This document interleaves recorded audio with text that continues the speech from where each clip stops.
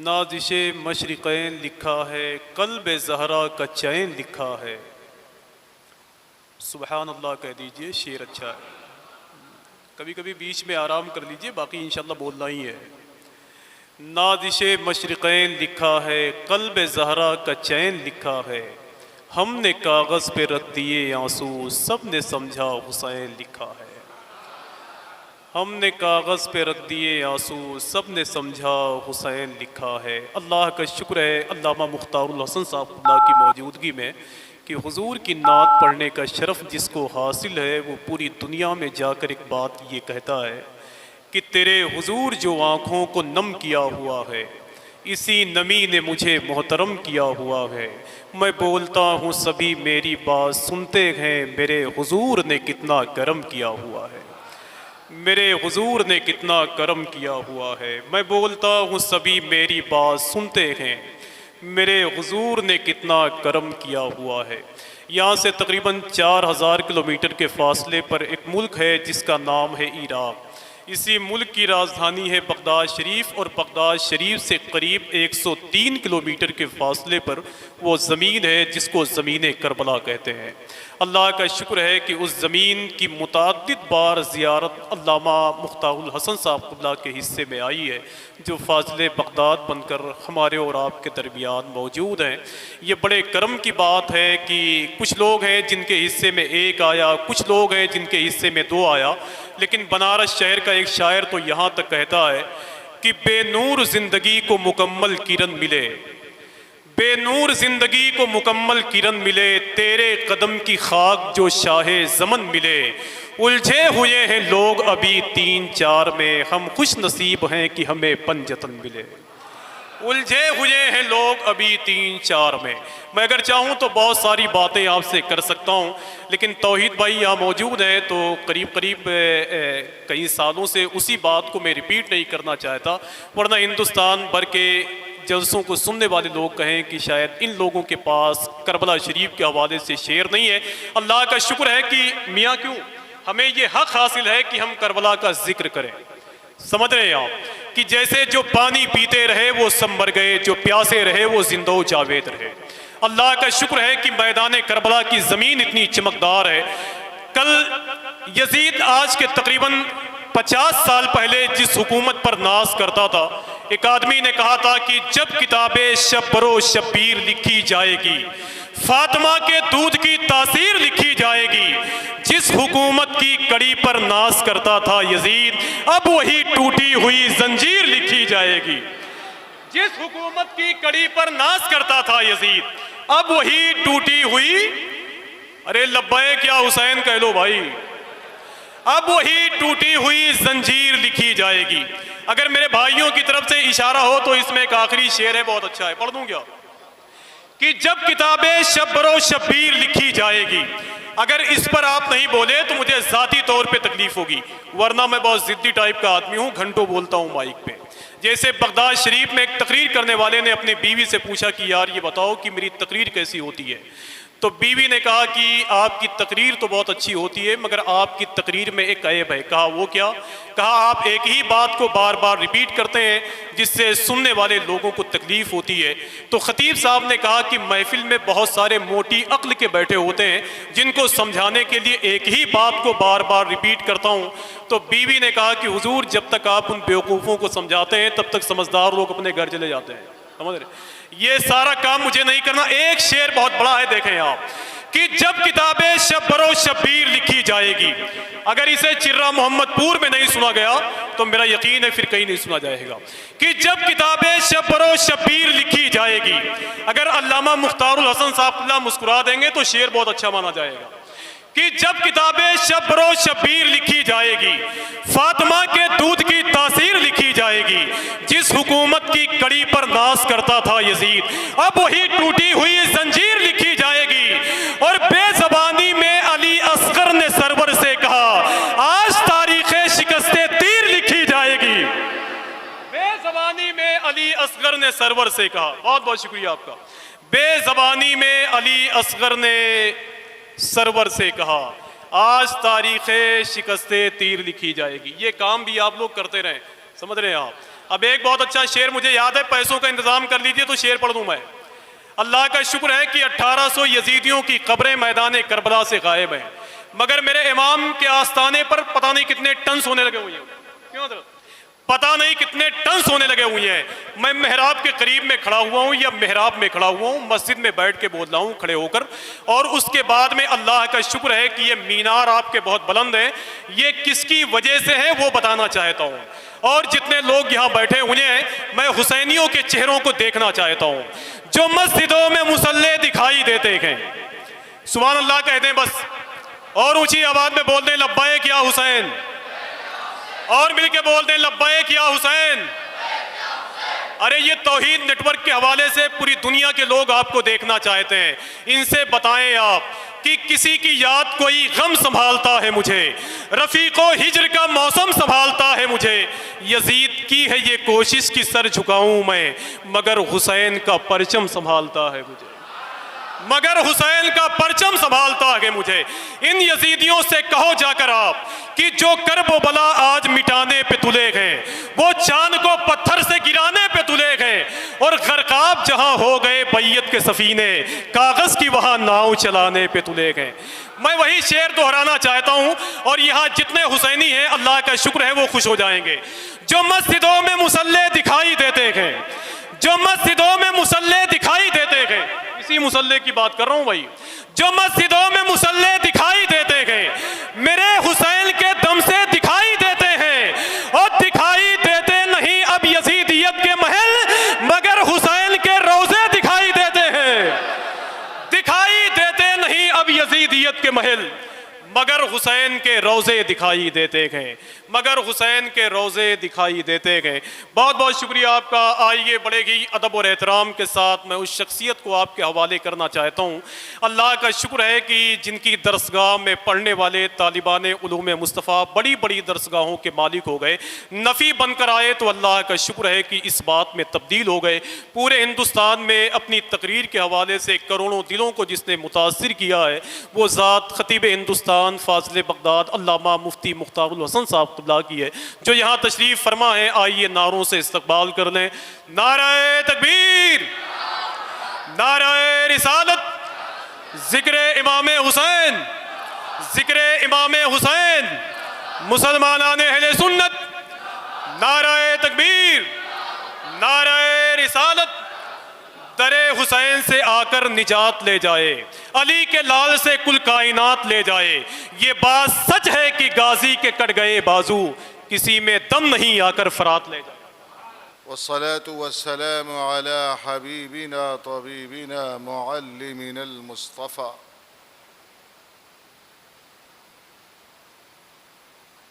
وعلى آله وأصحابه المجتبى المرتضى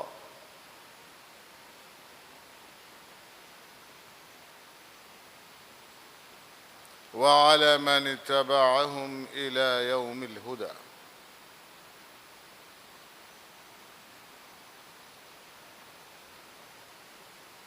أما بعد فأعوذ بالله من الشيطان الرجيم، بسم الله الرحمن الرحيم۔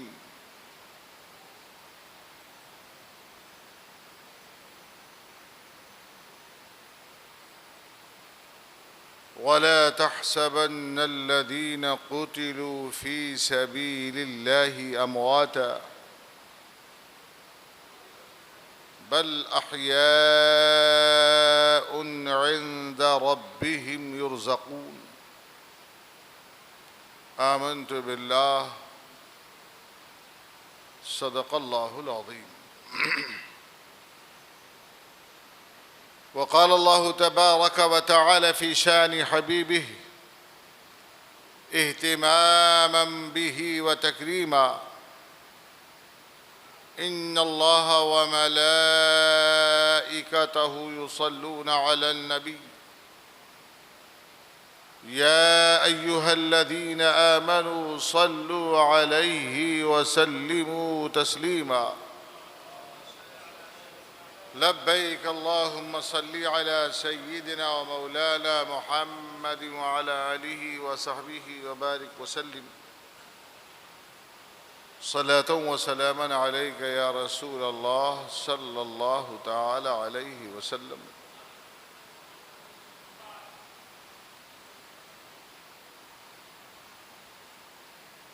تشریف فرما باوقار علماء اہل سنت،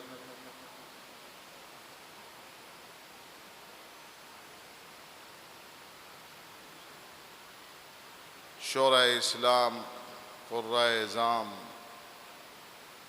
احباب گرامی مرتبت،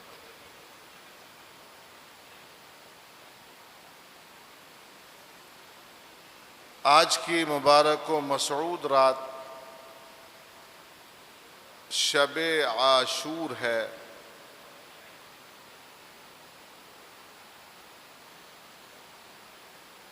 دسویں محرم الحرام کو نبی کریم رؤوف رحیم صلی اللہ علیہ وسلم کے ارشاد کے مطابق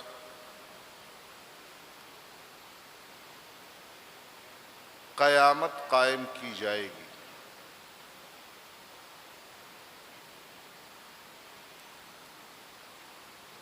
امام علی مقام صبت پیمبر نور دیدہ خاتون جنت، حامل امانات مولائے کائنات،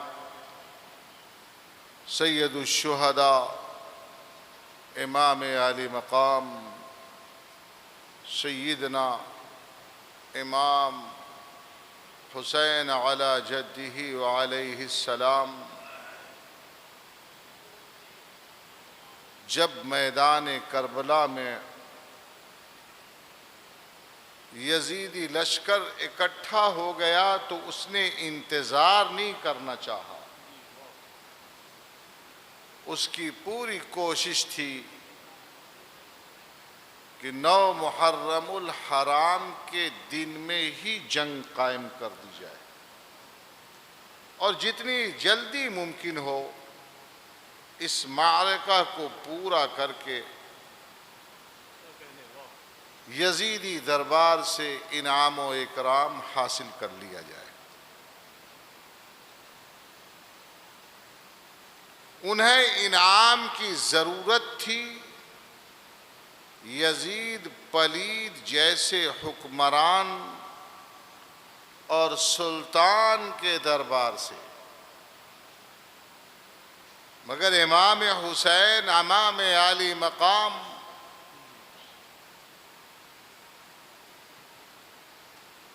حضور سرور کائنات جناب محمد عربی روحی فدا صلی اللہ تعالی علیہ وسلم کے پروردہ اور ان کی تربیت سے آراستہ خاتون جنت کی لوریوں سے معمور مولائے کائنات کے علوم و فکر کے وارث تھے۔ اسی میدان کارزار میں امام علی مقام نے ان لشکریوں سے کہا، نہیں، آج ہمیں جنگ نہیں کرنی ہے، اگر آپ کی طرف سے اجازت ہو جائے تو جنگ کا نقارہ اور بگل کل کی صبح بجایا جائے، مجھے ایک رات کا موقع دیا جائے کہ کل کی صبح سے پہلے میں اپنے رب کے حضور سجدے گزار لوں، اپنی نانا کی بارگاہ میں درود و تسلیمات کے ہدایہ پیش کر لوں۔ ذرا آپ غور کیجئے کہ امام علی مقام نے مشرکوں، کافروں، مجوسیوں، کرسچنوں، یہودیوں کو نہیں مخاطب کیا تھا، ان کا مخاطب وہ لوگ تھے جو صرف کلمہ گو نہیں بلکہ اکابر صحابہ کی اولادیں تھے، ان کو امام علی مقام نے مخاطب فرمایا تھا۔ آج جنگ نہ کی جائے، ہمیں موقع دیا جائے، کل جنگ کا نعرہ بجایا جائے۔ انہوں نے کہا آپ کو اس بات کی اجازت دی جاتی ہے کہ آج ہم جنگ نہیں کریں گے، آپ کو موقع دیتے ہیں، آپ سوچ لیجئے، سمجھ لیجئے، اور کل جنگ ہوگی۔ امام عالی مقام نے جنگ کا وقت بدل کر ہی میدان جنگ جیت لیا۔ ارے کیا کہنے، واہ واہ، بہت اچھا۔ اس لیے کہ آنے والا دن عاشورے کا دن تھا، آنے والا دن پیدائش آدم کا دن تھا، آنے والا دن ابو البشر ثانی نوح علیہ السلام کی کشتی کے لگنے کا دن تھا، آنے والا دن توریت و زبور کے اترنے کا دن تھا، آنے والا دن کل قیامت جب قائم ہونے والی ہے، میزان عمل پر نامہ اعمال تولے جانے کا دن تھا۔ آج قیامت قائم ہوگی، اس قیامت سے پہلے نواسہ رسول کو شہید کر کے تم قیامت کے منظر پیش کرو گے۔ صرف اس بات کا موقع لینا ہی جنگ کو جیت لینا تھا۔ آپ کے درمیان ہندوستان کا نامور نقیب اجلاس اپنی تمام تر فنکاریوں کا مظاہرہ کر رہے ہیں، اور یہ محسوس کرتے ہوں گے کہ افراد بہت کم ہیں، قاری صاحب، مگر شاید یہاں کے فیلڈ کے جلسے میں کبھی آپ کی تشریف آوری ہوئی ہے؟ یہاں آپ آئیے، یہاں اکابر علماء اہل سنت، میں تقریباً میرے خیال سے 30-32 سال سے یہاں آ جا رہا ہوں، یہاں حضور تاج الشریعہ بھی تشریف لائے، اور ایک بار نہیں کئی بار تشریف لائے، بار بار علامہ قمر الزماں تشریف لائے، غازی ملت آئے، یعنی سارے وہ نام جو اکابر کا آپ لیتے ہیں اسٹیجوں پر دنیا میں، جو رہے ہیں اور جو نہ رہے، اللہ کو پیارے ہوئے، وہ سب تشریف لائے، مگر یہاں کا مجمع 19-20 کے ساتھ اتنا ہی ہوتا ہے، اور سننے کا طریقہ بھی ان کا یہی سنجیدہ ہوتا ہے، سب کو سنتے ہیں اور سب سمجھتے ہیں۔ اب ظاہر سی بات ہے کہ یہ دور انحطاط ہے، دور تباہی ہے، یہ دور ہی سراپا قیامت ہے۔ ہمارا مرکز مسجد ہے، اور جب کوئی بھی چیز مرکز سے دور ہو جاتی ہے تو وہ تباہ ہوتی ہے۔ جب تک سینٹرل میں کانگریس کی گورنمنٹ تھی، اس نے کبھی صوبے کی پرواہ ہی نہیں کیا، لیکن جب اس نے دیکھا کہ صوبے دار ہی نہیں ہوگا تو سینٹرل میں گورنمنٹ کہاں سے ہوگی؟ اب وہ جو صوبے کے بجائے سینٹرل میں پہنچ گیا تو اب اس نے ڈنڈا چلانا شروع کیا، تو انہیں یاد آیا مرکز سے جو دور ہوتا ہے وہ دھیرے دھیرے فنا تک پہنچ جاتا ہے۔ میں چرہ محمد پور کے بارے میں نہیں کہتا، پورے بھارت کے بارے میں یہ کہتا ہوں، بلکہ دنیا کے تمام مسلمانوں کے بارے میں آج یہ رائے قائم کی جا سکتی ہے کہ ہم کربلا کو تو یاد کرتے ہیں، امام حسین رضی اللہ تعالی عنہ کو تو یاد کرتے ہیں، مگر جو کربلا کا پیغام ہے، جو کربلا کا مقصد ہے، نہ وہ مقصد پانے کی کوشش کرتے ہیں، نہ وہ پیغام اپنانے کی کوشش کرتے ہیں۔ بہترین کلام، اچھا شعر آپ نے ترنم ریز آوازوں میں سماعت فرمایا، مختلف طرزوں میں سماعت فرمایا۔ حضرت قاری صاحب قبلہ ہمارے تشریف لائے، ان کی کرم فرمائی اور پھول کے ساتھ آئے۔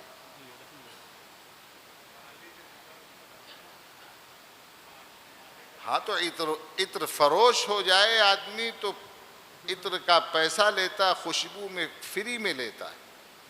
مالی کے بغیر گھر میں ہے تو سراپا مالی، مالی کے معنی عربی زبان میں بھرا ہوا ہوتا ہے۔ تو کیا کمی دی ہے؟ اللہ نے خوب بھر رکھا ہے۔ تو ہندوستان کے بہت سے اسٹیجوں پر آپ نے نظامت فرمائی، اور ماشاءاللہ انداز بھی بہت اچھا ہے اور الفاظ بھی شاندار ہیں، اور اشعار کے انتخاب کا تو جواب نہیں۔ واقعات کربلا آپ سنتے رہتے ہیں، اور ہم سمجھتے ہیں کہ جن لوگوں کو محبت ہے تقریباً سبھی جانتے ہیں، اس کی ترتیب کو بھی یاد رکھتے ہیں، اور ہمارا چرہ محمد پور تو فدائی امام حسین ہے۔ گھر گھر میں یہاں ربیع الاول شریف کے موقع پر میلاد ہوتی ہے، اور محرم الحرام شریف کے موقع پر شہادت نامے پڑھے جاتے ہیں۔ طلبہ ہوتے ہیں وہ جگہ جگہ گزرتے ہیں، نہیں تو لوگ اپنے گھروں میں کرتے ہیں۔ تو آج کی رات امام نے کس لیے مانگی تھی؟ بولیے تب نہ سمجھ میں آئے گا۔ کہا تھا ایک رات دے دیجئے، دن کا موقع نہیں مانگا تھا، دن تو جا رہا ہے۔ ایک رات ہمیں دے دیجئے، آج جنگ نہ کر کے کل مقابلہ ہوگا، اس لیے تاکہ میں اللہ کی عبادت کر لوں، اللہ کی بارگاہ میں حاضری دے لوں۔ ذرا تیاری کیجئے آپ اپنے ذہن و فکر کی۔ امام نے وقت اس لیے نہیں مانگا تھا کہ میرے ساتھ میرے بیٹے بھی ہیں، میرے ساتھ میری بیٹیاں بھی ہیں، میرے ساتھ میری بہن بھی ہے، میرے ساتھ میرے بھانجے بھی ہیں، میرے ساتھ میرے بھتیجے بھی ہیں، میرے ساتھ میرے بھائی بھی ہیں۔ نہیں، اس لیے اجازت نہیں مانگی تھی کہ ان لوگوں سے مشورہ کر لیا جائے، ان لوگوں کو وصیتیں سنا دی جائیں، اس لیے وقت نہیں مانگا تھا تاکہ تھوڑے دیر کے لیے جان بچ جائے۔ بلکہ امام حسین سید الشہداء امام عالی مقام نے جب اس زمین کو پوچھا تھا کون سی جگہ ہے، اور آپ کو جواب دیا گیا تھا کہ اس جگہ کا نام کربلا ہے، تو یہ زمین کربلا امام حسین کو بھلا کیوں کر نہ یاد ہوتی، جب انہی کے بابا جان، ہم سب کے مولا، داماد پیمبر، مولا کائنات، فاتح خیبر، جنگ جمل سے نکل کر بصرہ سے کوفہ کو روانہ ہو رہے تھے۔ راستے سے گزرتے ہوئے آپ سلمان پاک سے گزرے۔ آپ نے دیکھا ہوگا کہ کسریٰ کے محل کی چوڑی دیوار میں، جو اس مسجد کے چوڑائی کے برابر تو اس کی دیوار ہے، میرے نبی محتشم صلی اللہ تعالی علیہ وسلم جب جلوہ گر ہوئے تھے تو وہ دیوار شق ہو گئی تھی، پھٹ گئی تھی۔ آج بھی وہ معجزہ اپنی شکل میں موجود ہے۔ مولا کائنات جب وہاں جلوہ بار ہوئے تو آپ نے 2 رکعت نماز نفل پڑھی کہ میرے مصطفیٰ کا یہ معجزہ ہے۔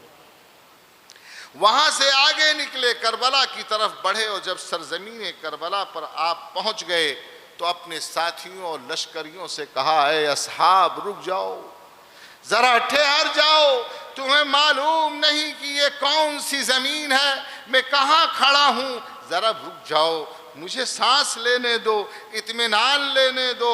اپنا گھوڑا باندھ دیا اور خود ایک ایک جگہ تشریف لے جاتے اور فرماتے، میرے فرزند دلبند امام حسین کا خیمہ یہاں ہوگا، اور یہاں ان کا اونٹ باندھا جائے گا، یہاں ان کے گھوڑے باندھے جائیں گے، یہاں ان کی شہادت ہوگی، یہاں وہ سجدے میں ہوں گے، یہاں میرے خاندان کو تاراج کیا جائے گا، اور آپ کی جائے شہادت پر امام عالی مقام جہاں سجدہ ریز ہونے والے تھے، اس جگہ پر مولا کائنات حضرت علی کرم اللہ وجہہ الکریم نے 2 رکعت نماز ادا فرمائی۔ ابھی کوئی واقعہ نہیں ہوا ہے، ابھی کوئی معاملہ نہیں ہوا ہے۔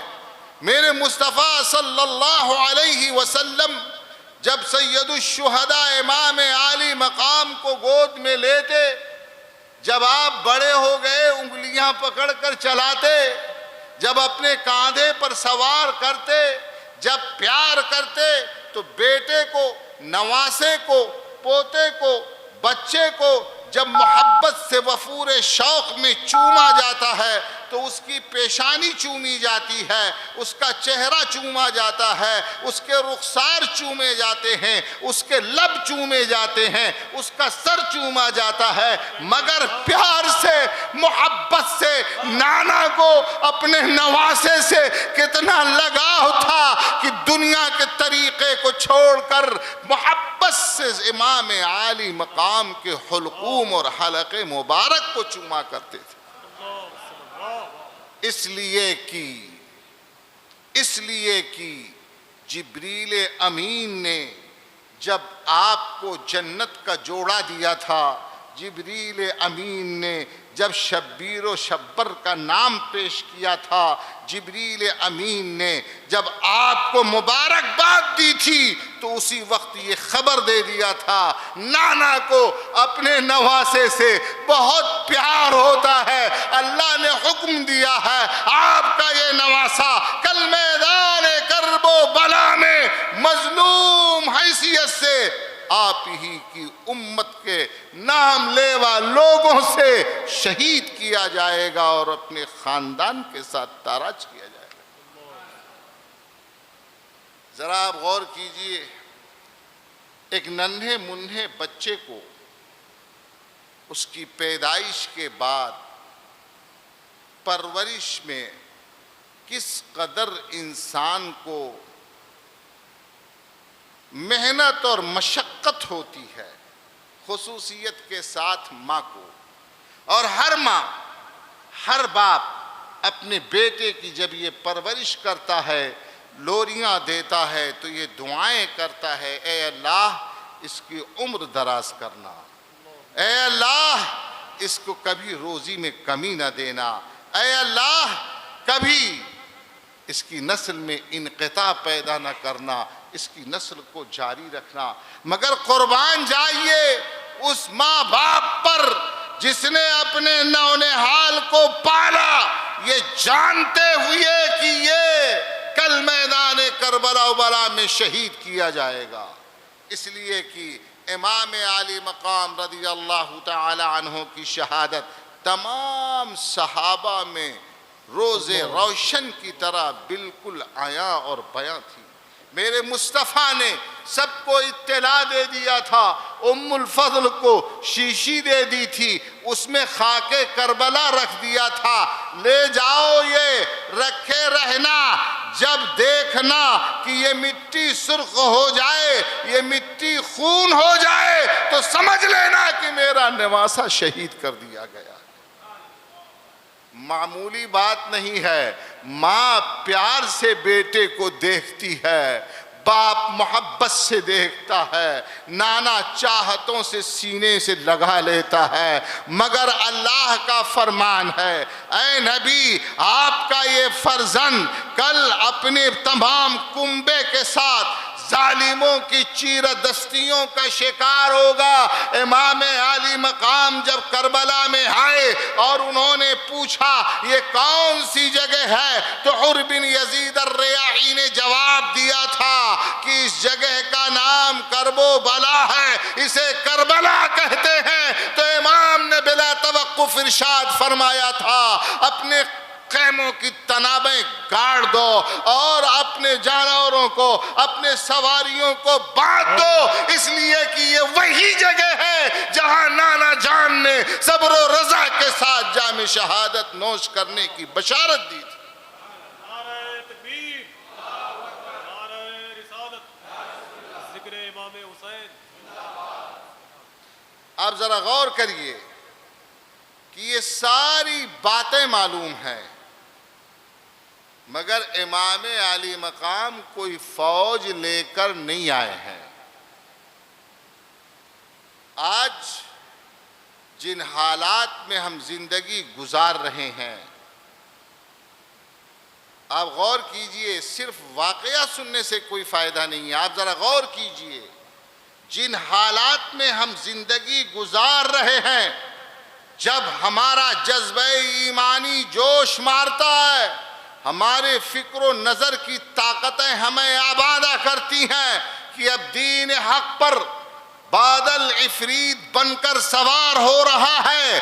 اب ہمیں حقانیت کے اعلان کے لیے کھڑا ہو جانا چاہیے. تو ہماری نگاہوں کے سامنے ہماری بیٹی آ کر کھڑی ہو جاتی ہے. جب ہمارے سامنے کوئی مسئلہ آتا ہے،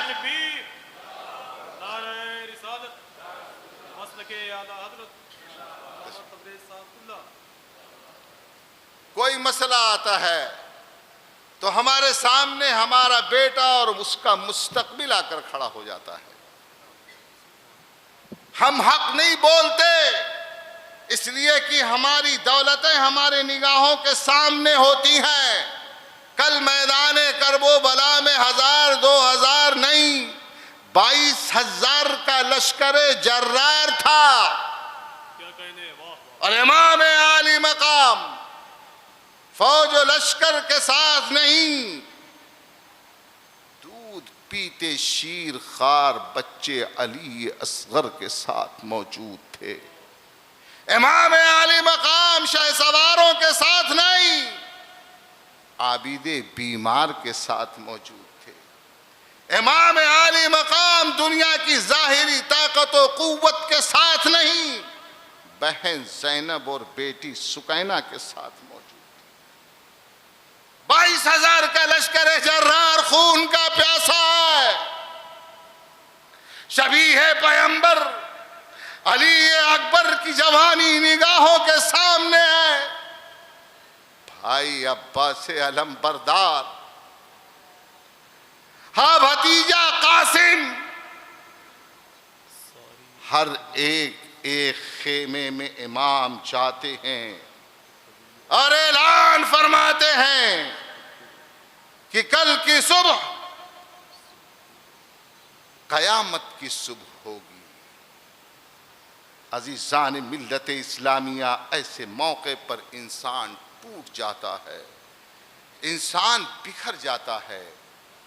انسان حق کی راہ پر گامزن رہنے میں اپنے آپ کو کمزور اور ضعیف ناتواں محسوس کرتا ہے.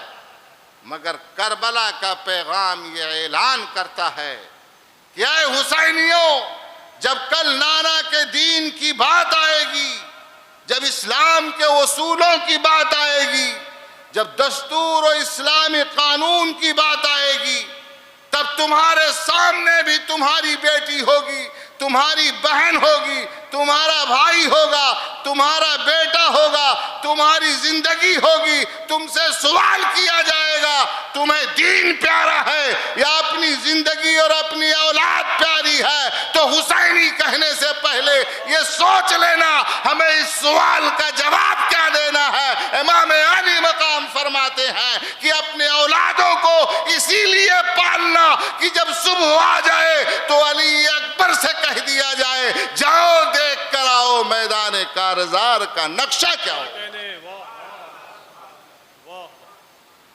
یہی جواب دینا کہ ہمارے راستے کے لیے، اسلام کی راہ میں قربانی کے لیے ہماری دنیا کی تمام پونجی رکاوٹ کا باعث نہیں بن سکتی.